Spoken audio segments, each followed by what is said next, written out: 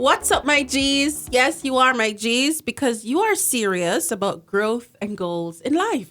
That's the G's we're talking about today on this podcast.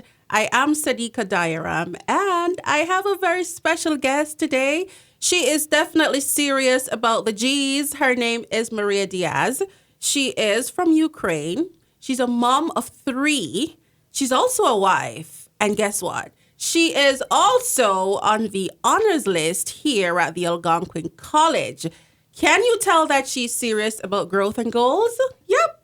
Welcome, MARIIA. Thank you so much for having me. So excited to be here. Of course. And congratulations on your dean's list and all the wonderful things that are happening for you. Thank you so much. It was hard, but it's worth it. For sure. For sure. Yeah. And that's a part of life. And it's because you're serious about growth.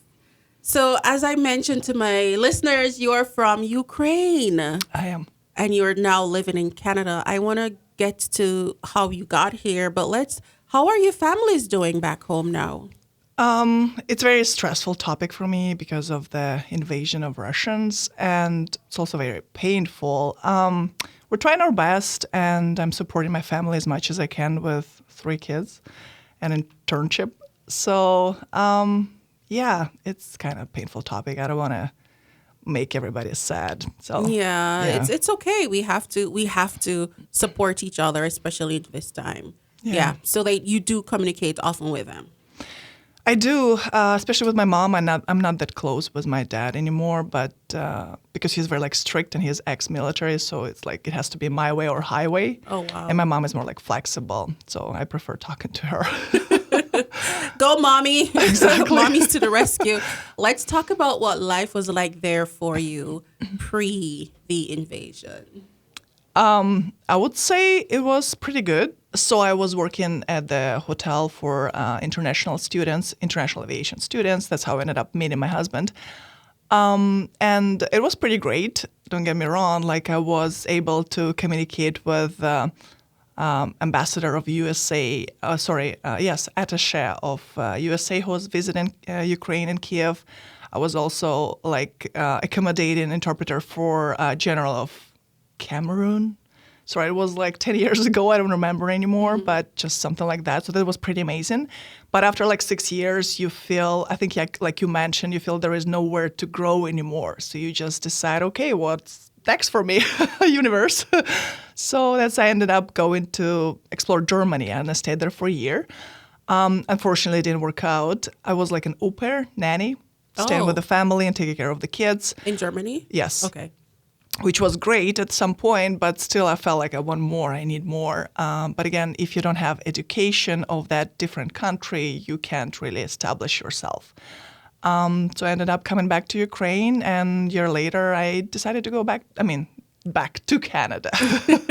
So you met your husband in Ukraine. He's Canadian. Yes, I met him when I was working at the hotel as hotel manager, and he was a student, and that's how we started talking. But back then he went to Afghanistan, so it's kind of good. It didn't work out back then, and after I came back, we started communicating more, and we ended up, falling in love and marrying. So love yeah, at first that's the sight. story. Almost. Yes. Now she's in Canada. How long you've been here? 7 years, I believe. 7 8 years. Mm-hmm. How was that transition from Ukraine to living in Canada? So that's the funny part. Everybody think, okay, I'm in another country. I have this American dream or Canadian dream living, and everything is great. Everything is awesome. But not really. So first year, it was very hard for me, very depressing. My husband is in the military, so we were living in New Brunswick. And he is a pilot, so he was flying all the time. You don't see him at all, so just me in the house and my computer. It was very depressing. And then later on, thanks God, we moved to Ottawa, and I went back. I had my kids, and then I went to college, so that was amazing. Yeah. Yes. And I do hear a lot about depression after migrating, after making such a big move from your comfort zone to a space that you are comfortable in, to a new country. It's likely that you get depressed from time to time. How did you navigate that period? So what I was trying to do, I guess, I don't want to sound like a stereotype, but I think women need more communication, interaction. It's just the way we are. Usually we're very like emotional and all. So I was just looking for some friends that can like share with me what I have. So I ended up going to this military spouse French language classes, and that's how I met like first people who were ready to like and able and want to meet with me and even communicate, like grab a coffee, cake, whatever. So that was very important for me because what I noticed, I don't want to sound like judging or anything, but Canadians didn't really want to take me in like their own, you know what I mean? So that was a little bit weird. Like they have small talks with you on the street and all, but they don't want you to invite over for a cup of coffee. And when you invite them over, there's always excuse. So that was a little bit weird for me. But I guess they just want to know that they can trust you. I'm not sure. It takes time. Yeah. What is it like now? It's better, I would say, but still people have their circles of interest. And you just have to find the place where you can connect with people and they have the same interest, then it's better for sure. That's true, especially if you are used to a very social life. Yeah. Yeah. I think I'm used to that social life back home. I don't know, but you were a belly dancer. I just remember that. All right. Yes, I was. So you would have had that social life back home, right? You were missing it here. Tell me about the belly dancing period. Yes, I did for sure. So I would say it started for me when I it's different here in Canada because everybody don't like that kind of stuff. But in Ukraine, there was this beauty contest, and it was about that. And for that, you have to have some kind of talent. And I used to play piano, but I don't remember anymore. It was a long time ago. But so I'm like, okay, I need some kind of activity that I have to do. And then my mom was like into Indian dances and ballet dances, and she's like, come over and like study. So I did that. And and from then on, my mom created her own studio, like being a medical doctor and like a hobby as a studio of ballet dancing. And that's how I was able to stick with it. And it was pretty cool. It was like a family. Like you guys are very like a family too, because you do something that you like. It keeps you together and bonded. Exactly. Yeah. Thank you for that. And it just gives this different feelings, like you have a family who just support you and you're happy together doing whatever you're doing. So yeah, that was pretty cool. We also get this name of national artist or whatever, like local name. So yeah, and we had like big concerts and all. It was pretty cool. And now it's different because you're older. I mean, I'm older and all that stuff. So you just switch to something else. Do you don't practice even at home, like just to be fit? No, not really. Like I had to for the talent show for Algonquin College. It was pretty cool. But you just, when you do, you realize how much out of shape you are. But and like I said, it's different here in Canada. I guess people don't accept it that much. I can't explain it, you know what I mean? But it just maybe it's a little bit, I don't want to say stripper-wise, but like different attitudes. So yeah, it's different. It's culture again. Yeah. But I look at it as fun, and I also think it's good for movement, and our body needs that. It is. And it's not going to be the same life after 3 kids, because that's where you're at now. Yeah. How old are your kids? So my son is going to be 7 years old in May, and twins girls are 6 almost. So you're raising triplets pretty much. Yes, we are. Trying to. I don't know how good are we doing. How did your life change after the kids come along? Because I know it ain't easy. It's not. So it's funny how my husband kept telling me, Maria, remember, it's not just you anymore. It's 4 or 5 of us. I'm like, thanks for reminding. Because I still have this mindset, like, I need to go, I need to do stuff, I need to be busy, I need to be like, kind of like businesswoman thing. Like, it's just the way I was. And now you have to realize, okay, yeah, you still have to be a mother too. So it's just hard to navigate for sure. I think a lot of times mothers don't allow themselves to miss or mourn that life they had before, because you just never get it back. No, you don't. Do you sometimes miss your life pre-motherhood? And when you talk about it, people are thinking, oh, well, you don't love your kids. Your kids are the most beautiful thing that would have happened to you. So why would you want to go back to that life? But you were a whole person for years before your kids. Do you ever reminisce and miss that part of you? I do. I do a lot. And, but I mean, I think if you want to be happy, just look forward. So I'm trying not to look back because it makes me sad. It shouldn't. Yeah. It's I think sometimes for me I tap into those moments, those happy moments, and it helps me to be better in terms of my mood and my energy and to be better mom to my kids. Right. Something like I did that and I can be proud of that. Yeah. For sure. Yeah. And I show pictures. Like now my son watches my video on YouTube and he wants to be a part of it. For sure, yeah. He keeps asking, so Mommy, how come you're a YouTuber and we're not rich? Yeah. What happened there? Right. So it's fun. That part of things is very fun. And a lot of times too, mothers tend to not pursue dreams and goals because of their children. Yeah. Did you have to overcome any type of mom guilt to pursue? I still do. I still do feel guilty a lot. But at the end of the day, like, I love my kids so much, but they're such a selfish creatures. You know what I mean? Like, it's just, that's the way they are, right? Like, I'm sure we were like that. Like, Yeah. Mommy, mine, candy. But you just, I would say, try to navigate like you do. You still have two little kids and you're able to do stuff for yourself that makes you feel better. So that's what important. Just love yourself through doing what you like to do instead of like, I'm sorry, no matter how much I love my kids, but cleaning clothes after them and food and all that stuff, it's not the most exciting thing to do in the world. But we have to do it. That's true. How did you manage going through school with your 3 kids and maintaining your GPA at such high level? How was that process?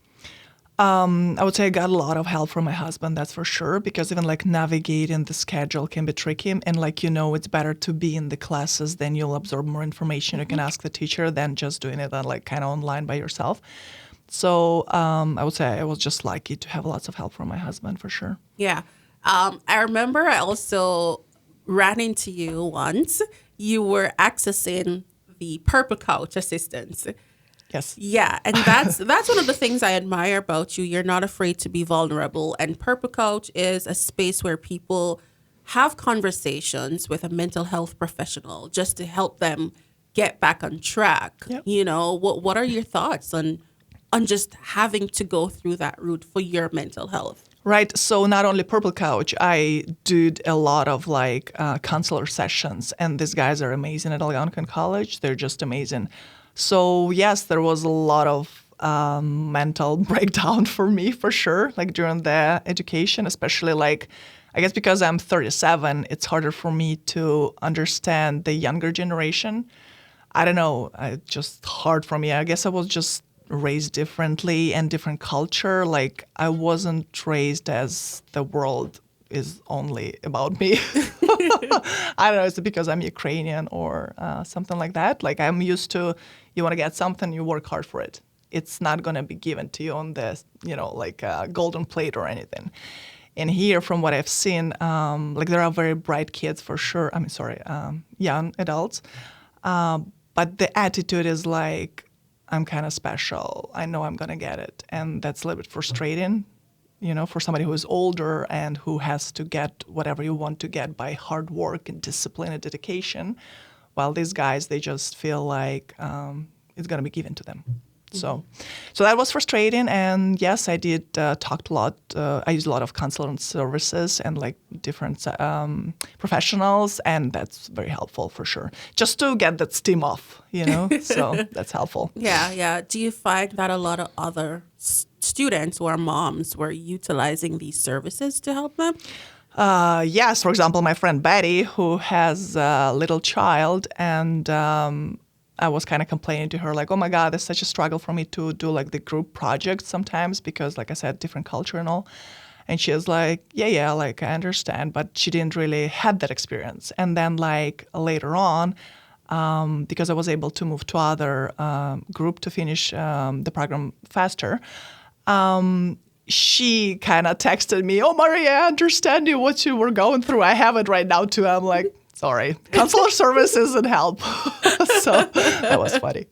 Yeah. What are some key takeaways, that you got from those safe spaces to help you manage the stress and challenges of school? Be open and, like you said, be vulnerable, because the idea is there for them to help you. So if you come in and just say, I'm okay, I'm sad today because it's raining, but it's not the real problem. Why are you talking to them? So just be open and tell whatever's on your mind. They're not going to judge or anything. Mm-hmm. That's the best part. They just listen to you. And sometimes we need somebody who just listens to you. So yeah, just be open. What does self-care look like for Maria, mom of 3, busy? How do you tap into self-care, and what does it look like for you? So for me, it's breathing exercises.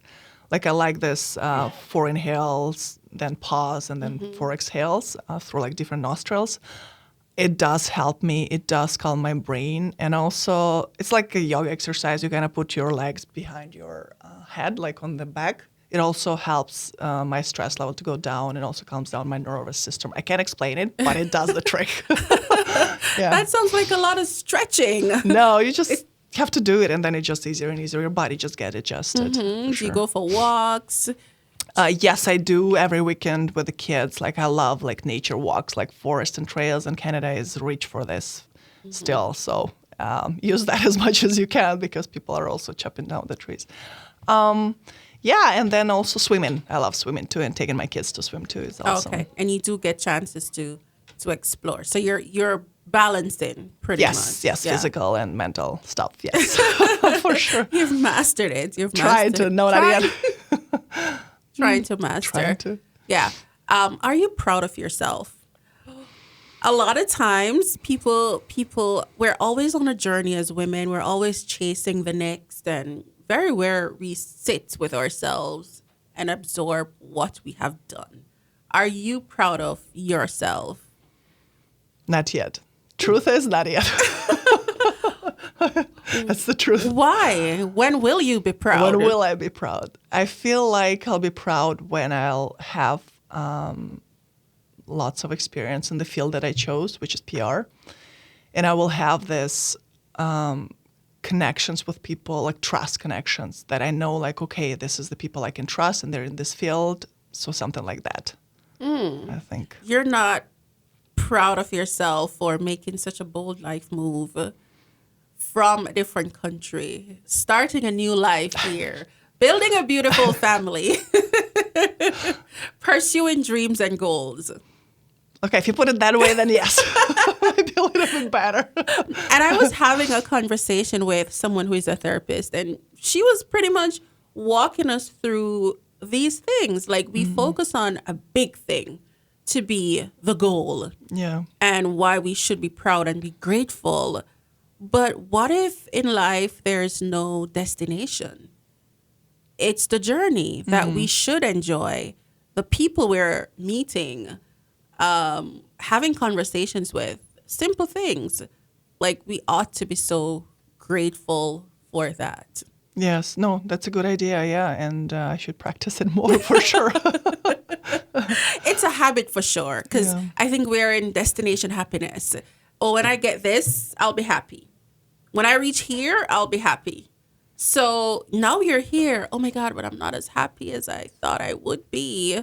So we have to constantly practice the journey, enjoying the journey. Yes. Because if 5-10 years from now, I'm having this conversation with you, and I ask you the question, are you proud of yourself, Maria? And you have all of those things that you just mentioned. You're going to be like, what? Not yet. Yeah. I have another goal to achieve. All right. Yeah. You do. You have another goal to achieve. And so you push and you push and you push. Yeah. Yeah. Well, a lot of people will look at you and think that you have done an amazing job pursuing your dream, your goals, education, while being a mom, while being a wife, and while being a woman. What advice would you give to other women, moms especially, who want to make bold moves? Nurture yourself, like you said, self-love. and also involve your husband as much as you can. No, seriously, I think lots of, and it's still like even in Ukrainian culture, kids is kind of like women's problem.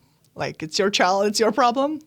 And I think in Canada, like again, I don't want to talk about everybody, but I can't speak for everybody. But I feel like even going like to play structures and all that stuff, it's usually mothers who are like doing that. So I feel like if you can try to involve your husband more, and then you'll have more time for yourself, for your career, or your goals. Because like at the end of the day, it's both of you parenting, not just you. And it's also easier for everybody, yes. And that's true. It sounds like you have a very supportive husband, I which is do, good. yeah. I saw something online yesterday. They were discussing, can wives be single moms in their marriage? And it sounds complicated, but it goes back to what you were saying. You feel like a single mom because, again, the kids are the woman's responsibility. You're doing a lot of the chores. So it's almost like you're alone. And I don't think women articulate it that much to their partner to say, hey, I need help. You need to be doing this. Yeah.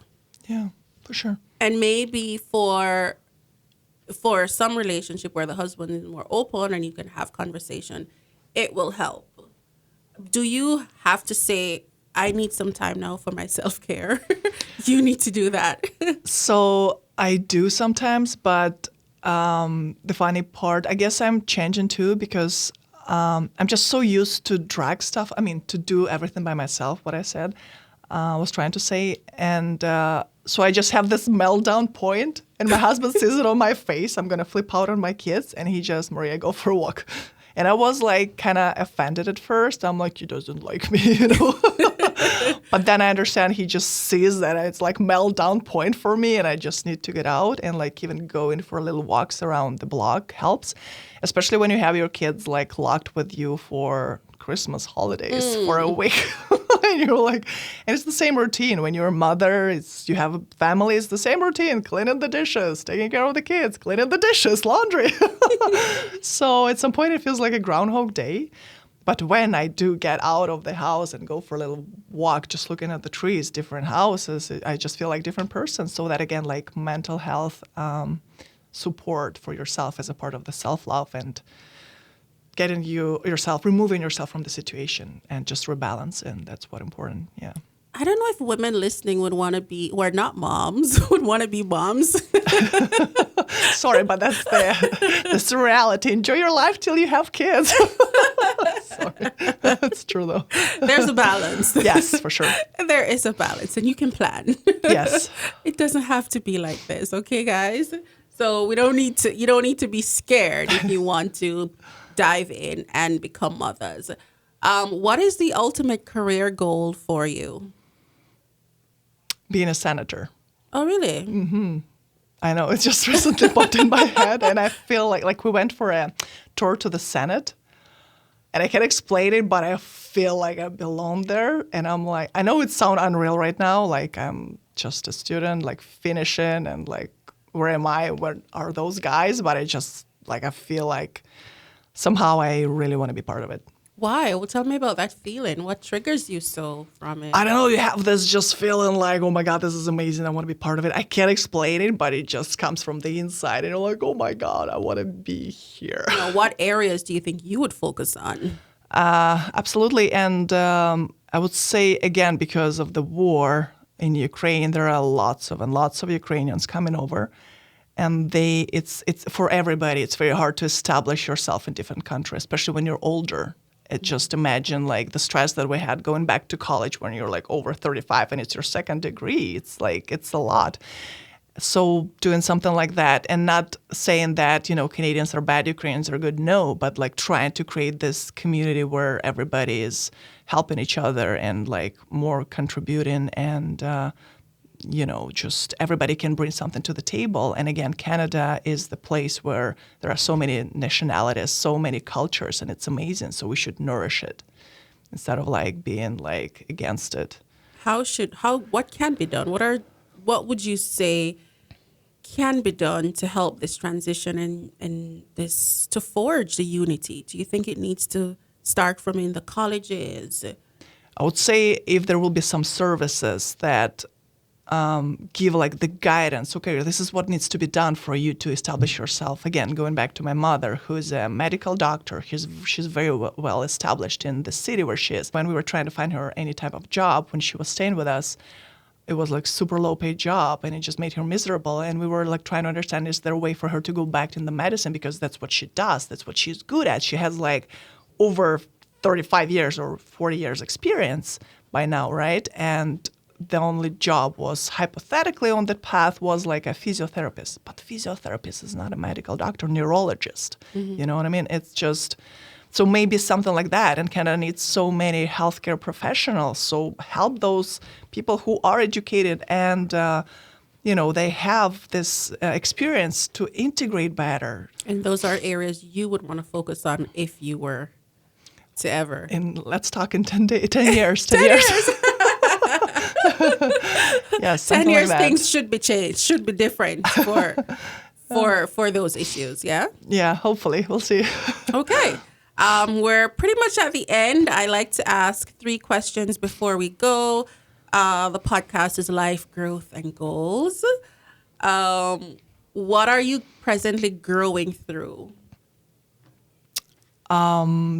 Job transition, I would say, like career path. Like, again, I'm super grateful for my internship. It's amazing, but I would say it's very challenging for me to be intern again, to be like at the very bottom. So that's what I'm struggling with. I'm just trying to have my head in the mindset that I'm always a student now. Just there's always something to learn. Try to be open. So whatever comes to you, just accept it and just keep going. Just improve yourself and compare yourself to yourself, not somebody else. And that's I think one of the challenges why a lot of people don't make moves. Yeah. They don't want to start over or make certain type of moves. It's hard, for sure. It's hard, and it can actually affect your mental health. It does, especially when you're not 20 anymore. You're like just try not to take it personally, but it's very hard. So that's what you're growing through. How would you describe life? In general? How would you describe your life now? It's okay. It's challenging, but, that's what makes it fun. And I'm not a person who likes boring stuff. It drives me bonkers. So I'm just happy. I'm so grateful for this opportunity. Thank you all guys for this. It's just amazing. I like trying new stuff and doing stuff. Just keep going. Don't look back. Of course. And I'm sure your immediate goal would be to have a job. Yes, permanent job with a good income, so I know I can afford my son's OT sessions, which is $155 per session, and my kid's speech therapy. So it's all this little stuff. And you know what helps? Talking helps. Exactly. I find that after a good conversation with a girlfriend or anyone where you're able to express yourself without judgment, being safe, you feel better. And you might have a different perspective on how to approach life and how to execute and just survive. So thank you for being here today. It was a pleasure. 10 years from now, we'll revisit this conversation to see if you are in the Senate. We'll see. And see what are you working on to make transitions easier for people coming into Canada. Yeah, thank you. That's a goal. For sure, that's a goal. Thank you guys so much for tuning in. This is Life, Growth, and Goals. Do join us next time for another conversation where we aim to improve, educate, and empower. Thank you.